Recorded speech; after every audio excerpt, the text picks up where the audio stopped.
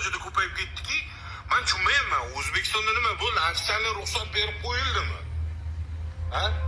Erkaklar mana bunaqa bilan ayollardan battar bo'lib ketyapti. Ayollardan battar. Ayollarimizni даже ayrimlari bo'lachalik emas. Telegram gruppalar ochib olishgan 170 ming, 180 mingta kodlar o'tiribdi. Ochiq oydin detskiy bolalar pornografiyasini o'sha yerda bemalol olib tarqatib o'tirishdi. Butun respublika bo'yicha passiv aktiv balopatlarni bir-biriga klient yig'ib yotishib hech kim hech narsa qilayotgani yo'q. Jamiyatimizni bularni qo'liga berib qo'yadigan bo'lsak, tugaydi-ku. Biz o'zbekmiz. Temuriylar avlodimiz. Biz men yonib ketadi, miyam bor-ku. Iltimos sizlardan O'zbekiston Respublikasi Ichki ishlar vazirligi, O'zbekiston Respublikasi prokuraturasi, O'zbekiston Respublikasi Davlat xavfsizlik xizmati mana shunaqa narsalarga ham bir nazar solib turinglar. Sizlar bilan bizning bolalarimiz shu jamiyatda o'sadi. Xohlamaymiz kelajakda men bilan orasida yurishini. Ochiq oydin bemalol bo'lib qoldi. G'ururim bor deyotgan erkaklar, ana ko'rsin, ko'cha-ko'yda salomlashadigan erkaklarimiz ham kirib olib shular bilan video qilib yuribdi yoki bilan kirib kommentiga bir balolar deb yozibdi. Bormi? G'urur bormi erkaklar? Miyalaring qiziydi-da bunaqa kunchiliklarni ko'rib bor-ku. Iplos erkaklarda hammasini qamab tugatgan, turmada o'tiribdi. Tashqarida senga o'xshagan ko'tlar qoldi xolos. Iplos qarachi nimaga qamalayotganlar kimlar? O'sha mo'min musulmonlar.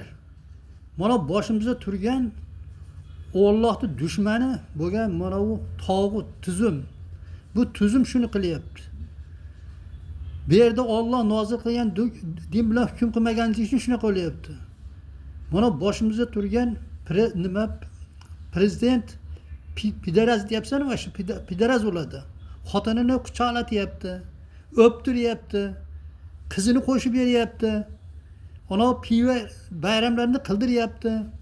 O'shanda to'g'ri yo'lga chaqirganlarda ana bittasi chaqirib qo'ygan ekan, shunda to'g'ri bo'ldi. Melisa o'sha soatda ushlab olib borib taqalab uni kechirim so'ratdi. Bittasi farzandiga Qur'on o'qitib qo'ygan ekan, olib borib sud qilib, telefonini musodara qilib, o'ziga nima ishtarab soldi, qancha ham. Mana Xudo urgan iblisni malaya bo'lgan imomlar buni gapirmaydi. Prezident bu o'g'ri boshi. Shu kim o erkak o'sa hammasini qamab bo'ldi. Sen aytyapsan, kirmaydi, qamamaydi. Enaynikiga qaramaydi. Iplos o'sha boshimizda turgan ona nima Mirzayevning komandasi hammasi shu iploslikni qilyapti. Sababi ular iploslarni qamamaydi. Ular Allohning dinini oliy qilaman deganda qamaydi. Sen ham o'sha iplosdansan. Xuddi bilmaganday nimaga deysan.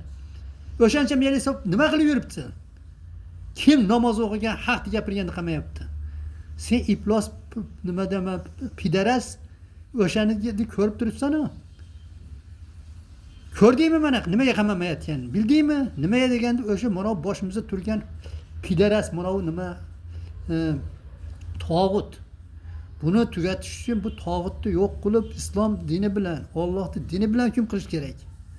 Hozir shuni desam, seni ham ko'ting achishib ketadi. Xuddi sen haligi ko'tingga qalampir kirganda, lekin muttahamchilik qilib hozir gapiryapsan, monaqa deb.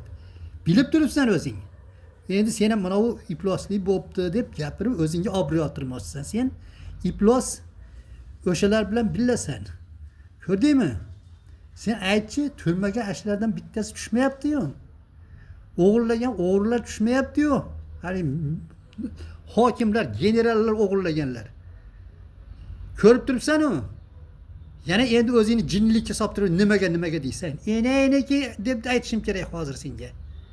Xudo urganlar hamma yo'qda mana bu prezident bosh bo'lib xalqni shunaqa haromini chiqarib tashladi. Yurtni sotib bo'ldi. Bular hozir tezroq shu yurtni sotib qochib ketaman deb turibdi. Mana senga o'xshagan blogerlar bo'lmasdan, bu haqiqatni gapiradigan blogerlar bo'lganda, hamma shunaqa bo'lganda o'g'lanadi. Lekin blogerlarda faqat bitta kim haqiqatni gap solib turib qamab qo'yadi. Tashqari yurgan senga o'xshagan pidarazlar qoldi. Senga o'xshagan pidarazlar tashqarida qolmaganda shunaqa bo'lmasdi. Qani nimaga bilmayapsanmi nimaga o'layotganini? Qamamayapti. Kim qamash kerak edi? Militsiya qamash kerakmidi? Uni davlat qarash kerakmidi? Nimaga nima deysan?